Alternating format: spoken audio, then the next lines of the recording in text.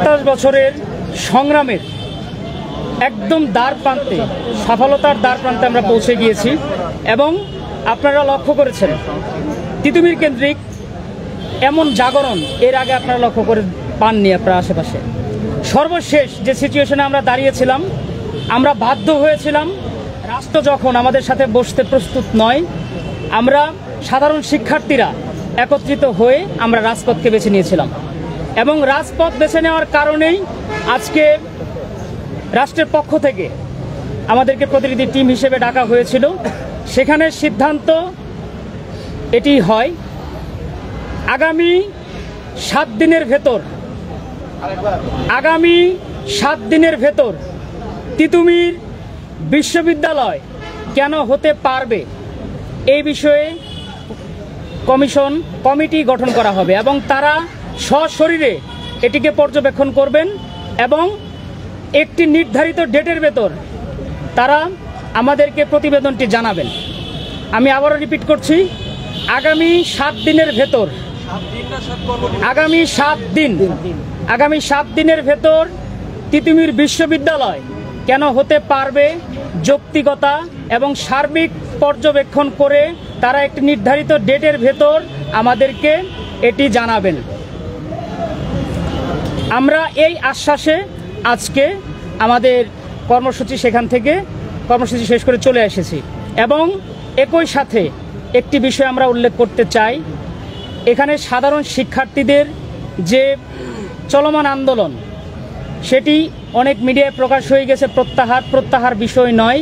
আমরা আপাতত রাষ্ট্রের প্রতি সম্মান রেখে, রাষ্ট্রের আইনের প্রতি সম্মান রেখে রাজপথ থেকে আমরা সরে আসছি। তবে পূর্ব ঘোষিত বারাসাত ব্যারিকেড টু মহাখালী যে কার্যক্রম আমাদের চলমান, সেটি তিতুমির বিশ্ববিদ্যালয় গঠিত হওয়ার আগ পর্যন্ত চলমান থাকবে এবং এই আন্দোলন এখন আমরা ক্যাম্পাস কেন্দ্রিক কাউন্সিলিং এবং আমাদের সাধারণ ছাত্রদের সচেতনতামূলক প্রত্যেকটি প্রোগ্রাম আমাদের ক্যাম্পাস কেন্দ্রিক হবে। আগামী 7 দিনের ভেতর যদি কমিটি ঘোষণা করা না হয়, যদি আজকেও গত দিনের মতো আমাদেরকে একটি অযৌক্তিকভাবে শুধুমাত্র ডেকে নিয়ে গিয়ে সান্ত্বনাবাণী শোনানো হয়, আগামী 7 দিন পর আমরা আবার আমাদের পূর্ব পজিশনে ফেরত যাব। এটার জন্য দায়ী তিতুমির কলেজ থাকবে না, তিতুমির ঐক্য থাকবে না, তিতুমির সাধারণ ছাত্রছাত্রীরা থাকবে না, এটার জন্য দায়ী রাষ্ট্র থাকবে। এবং একই সাথে আমরা আন্তরিকভাবে আবারও দুঃখ প্রকাশ করছি, একটি অনাকাঙ্ক্ষিত ঘটনা ঘটে গিয়েছে। ট্রেনে আমাদের আন্দোলনরত শিক্ষার্থীরা যখন অবস্থান করছিল রেল লাইনে, এটি 4 দিন আগে থেকে আমাদের ঘোষণা করা ছিল আমাদের কর্মসূচি।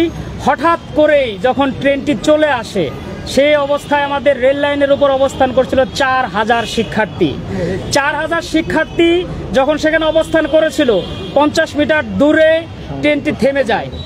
আচমকা যখন গতি বাড়িয়ে ট্রেনটি সামনের দিকে এগোতে থাকে, সাধারণ শিক্ষার্থীরা তাদের জীবনের ভয়ে 4 পাশ দিয়ে লাফিয়ে পড়ে যায়।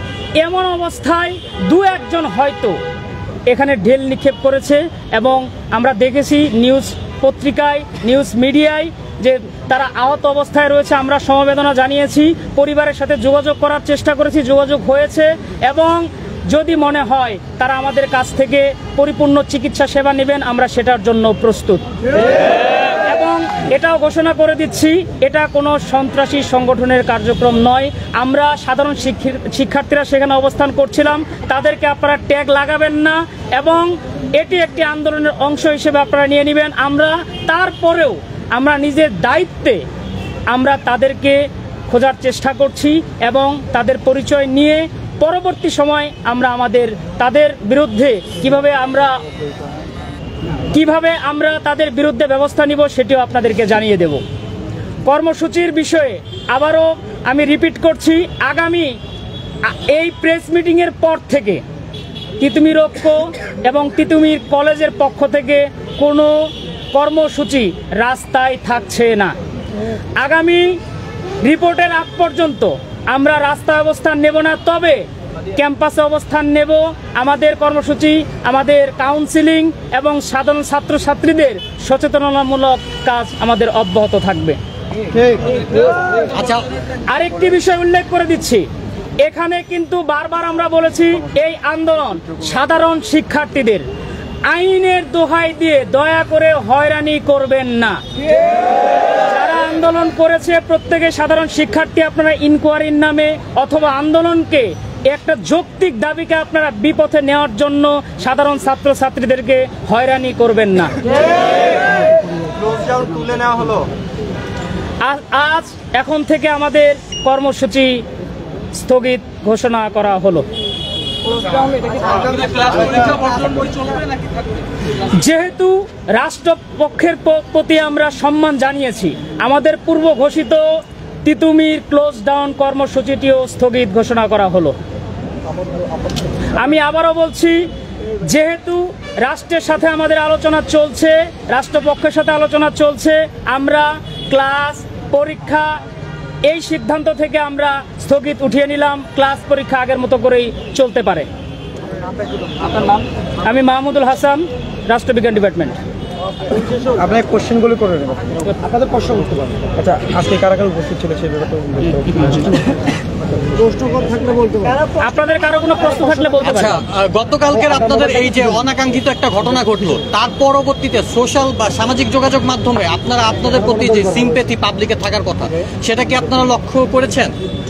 দেখুন, 27 বছরের দীর্ঘ একটি আন্দোলন সামান্য একটি অনাকাঙ্ক্ষিত ঘটনার কারণে আসলে বিঘ্নিত হতে পারে না। তবে আমরা এটাকে প্রশ্রয় দিচ্ছি না এবং আগামী দিনে যখন আমরা রাজপথে থাকব, আমরা সুশৃঙ্খল অবস্থানে থাকার চেষ্টা করব এবং আমরা জানি আমাদের বাংলাদেশের প্রতিটি মানুষ সহৃদয়বান, তারা এটিকে সাধারণভাবে দেখবেন।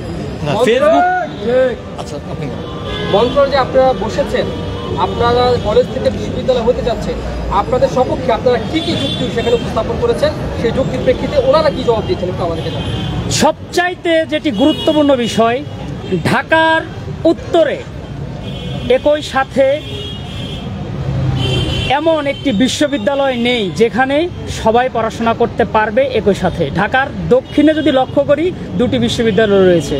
গঠন কাঠামোর দিক থেকে তিতুমিরকে শুধু সংস্কার করলে বিশ্ববিদ্যালয় রূপান্তরিত করা যায় এবং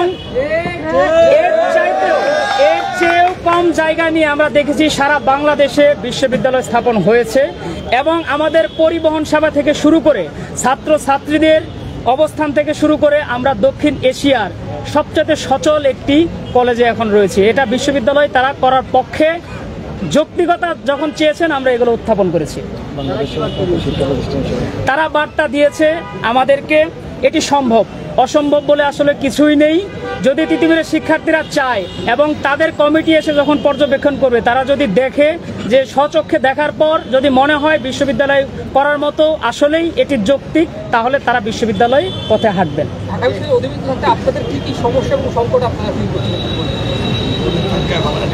এটার আমরা যদি যৌক্তিকতার দিকে লক্ষ্য করি, আমরা আসলে তীর ছুঁড়ে দিতে চাচ্ছি না। এখন পর্যন্ত আমরা ঢাবির অধিভুক্ত 7টি কলেজের ভিতর একটি।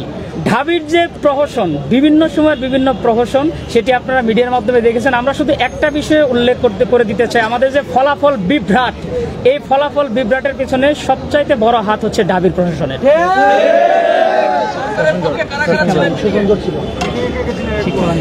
মিটিংয়ে গতকালকে আমাদেরকে জানিয়ে দেওয়া ছিল মাননীয় প্রধান উপদেষ্টা থেকে আমাদের এখানে বার্তা দেবেন এবং বার্তাটি পৌঁছে দিয়েছেন আমাদের মাননীয় উপদেষ্টা নাহিদ ইসলাম এবং বিশেষ শিক্ষা মন্ত্রণালয়ের বিশেষ সহকারী professor doctor M Aminul Islam. আপনাদের ক্যাম্পাসে সকালবেলা দেখলাম ব্যাপক পুলিশের উপস্থিতি, এটা কি কিভাবে দেখি সকালবেলা? এটা হচ্ছে পুলিশ আমাদের রাষ্ট্রের সবচাইতে গুরুত্বপূর্ণ একটি অংশ। আমরা তাদেরকে রেসপেক্ট করি, তবে রেসপেক্টের জায়গা থেকে এটাই বলবো যে আপনারা জায়গাটা ধরে রাখবেন। এটি একটি ক্যাম্পাস, ছাত্রছাত্রীরা আপনাদেরকে যেন ভয় পেয়ে আপনাদের বিপক্ষে চলে না যায় এবং আগামী দিনে তাদের প্রতি অনুরোধ রইল, আজকে যেমন সকাল থেকে দেখেছি সাজোয়া যে জল কামানের গাড়িটি নিয়ে আপনারা ক্যাম্পাসে ঘুরেছেন, এটি যদি সামনে থেকে যায় আসলে সাধারণ ছাত্রছাত্রীরা আপনাদেরকে অ্যাকসেপ্ট করে নাও নিতে পারে।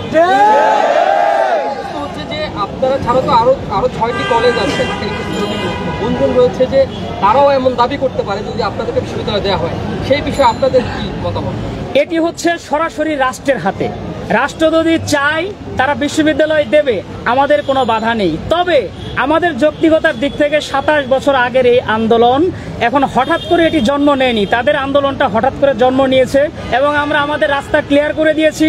তারা বারবার উল্লেখ করেছে 7টি কলেজ একসাথে, আমরা 7টি কলেজ নয়, তারা আজ থেকে যেন বলা শুরু করে দেয় 6টি কলেজ তাদের সাথে রয়েছে। আমরা সেন্ট্রাল ইউনিভার্সিটির পক্ষে নই, তিতুমির এককভাবে বিশ্ববিদ্যালয় দাবি করছে।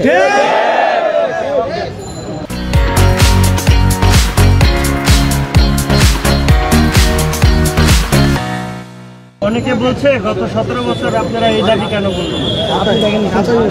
17 বছর নয়, এটি 27 বছর।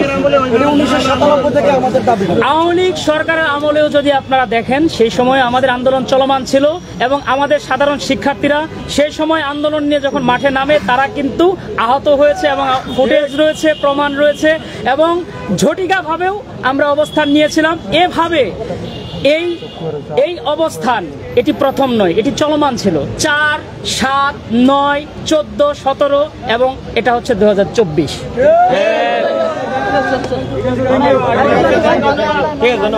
ধন্যবাদ সবাইকে।